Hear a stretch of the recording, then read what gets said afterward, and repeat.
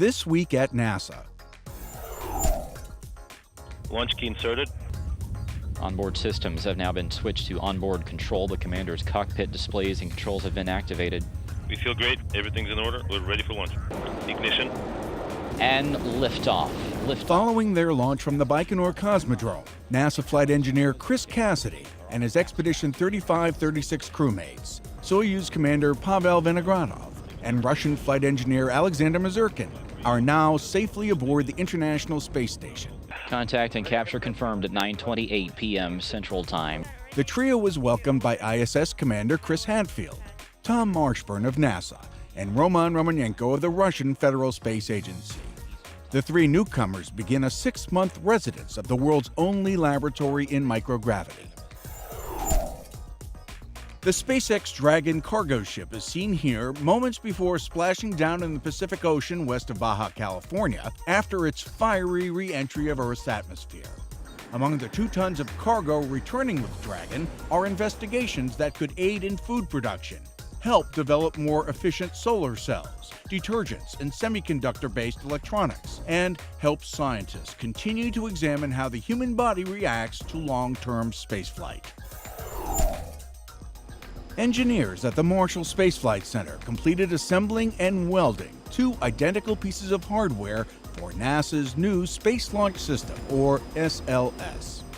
One of the 2 identical adapters will undergo strenuous structural testing to ensure its twin can successfully connect the Orion spacecraft to its Delta IV launch vehicle. Slated for its first flight test next year, the new SLS rocket will enable human missions farther into space than ever before. After being loaded onto NASA's Super Guppy aircraft, the heat shield for the first Orion spacecraft was flown to the Textron Corporation in Boston, where it'll receive its special thermal protective coating. The AV coat, named for the company that originally developed the honeycomb-like material, will help protect the spacecraft from temperatures up to 4,000 degrees Fahrenheit as it re-enters Earth's atmosphere during that first test flight scheduled for next year. That Super Guppy also transported 2 retired T-38s from the Dryden Flight Research Center to El Paso, Texas. There, they'll be dismantled for parts for NASA's fleet of T-38s flown out of the Johnson Space Center. Only the wingtips had to be removed for the 2 aircraft to squeeze into the Guppy's 25-foot diameter cargo bay. This Super Guppy is the last aircraft of its kind still flying. A new analysis of movies from NASA's Cassini spacecraft reveals previously unseen waves inside Jupiter. The gas giant's bright equatorial zone swirls with dark patches, dubbed hotspots for their infrared glow. The new analysis by scientists at the Goddard Space Flight Center and the Jet Propulsion Lab shows that these hotspots are not just local weather phenomena, but are in fact linked to large-scale atmospheric structures called Rossby waves. Here on Earth, Rossby waves can affect the paths of the jet streams and lead to dramatic day-to-day changes in weather. The second annual California Aerospace Day at the Capitol in Sacramento became a rare opportunity for Ames, JPL, and Dryden to show some of NASA's latest projects and achievements in the Golden State. Presentations included the evolution of Mars rovers, featuring a mock-up of the Curiosity rover currently making discoveries on Mars. A version of Ames's CheMin, or Chemical and Mineralogy instrument operating on Curiosity, was demonstrated by team members who were available to answer questions about laboratory science on Mars. There was also information about upcoming NASA missions such as LADEE, which will study the thin atmosphere around the Moon, and IRIS, which will study the shifting temperature of heat that radiates from within the Sun.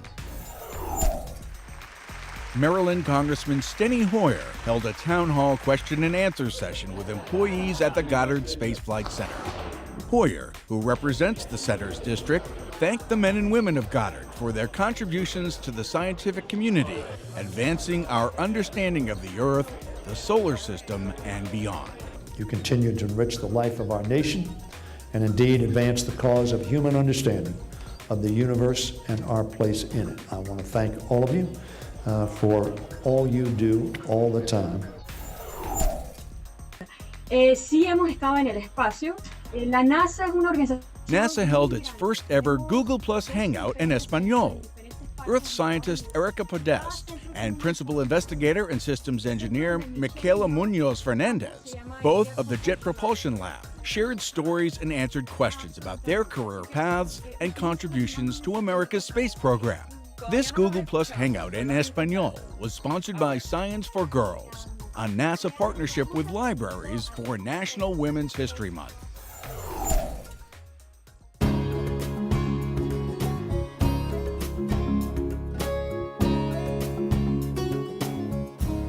I am very proud to be a part of the work that's being done here at Dryden with all the different flight research, as well as the role that I feel like meteorology plays in all of it.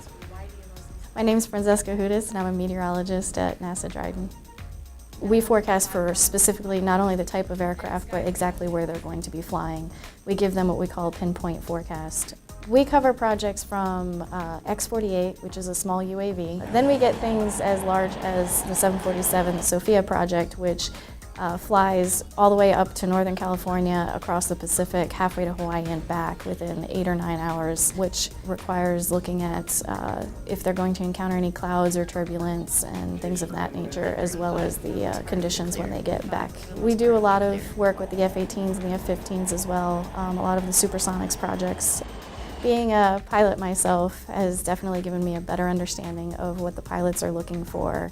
What I really like about being at Dryden is that every day is different and every project is different, and we not only get to do the operational side of meteorology, but we also get to do some of the research side and the data analysis and things like that. The turbulence is, but sometimes there's little signals. This right here. So it was a 5th grade science class that initially got me interested in meteorology. It's always fun to go and work with the kids from various levels, from elementary schools on up to high schools.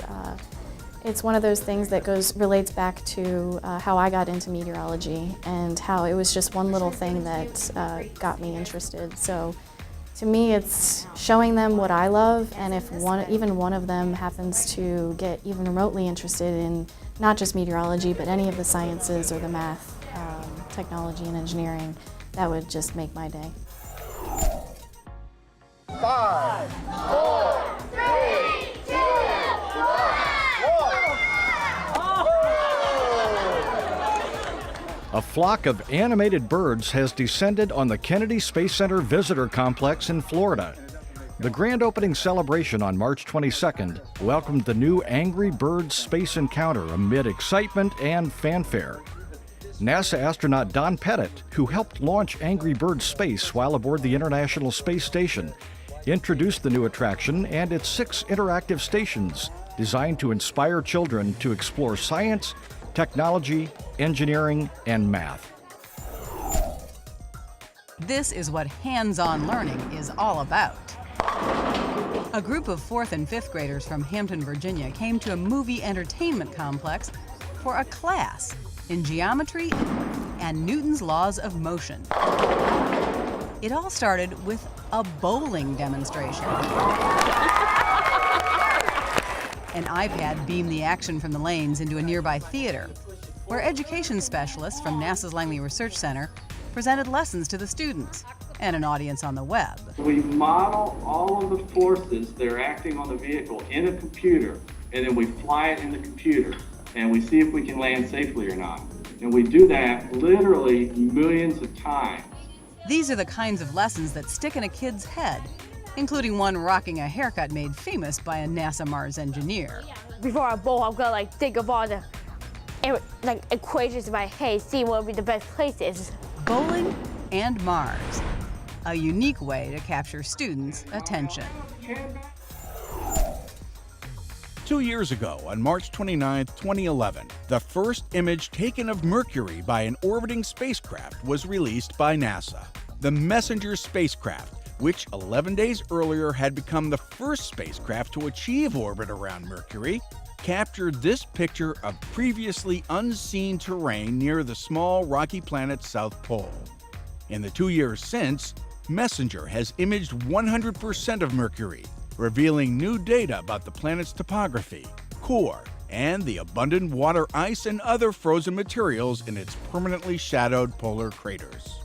And 31 years ago, on March 30th, 1982, Space Shuttle Columbia made a successful landing at the White Sands Space Harbor near Las Cruces, New Mexico, to end NASA's third space shuttle mission. STS-3 was one of several test missions to qualify the spacecraft's systems for operational flights. Commander Jack Lausma and pilot C. Gordon Fullerton tested the Canadarm remote manipulator system and gathered data on how Columbia handled the sun's heat in various attitudes. STS-3 was the first and only shuttle mission to land at White Sands. And that's This Week at NASA. For more on these and other stories, or to follow us on YouTube, Ustream, and other media, log on to www.nasa.gov.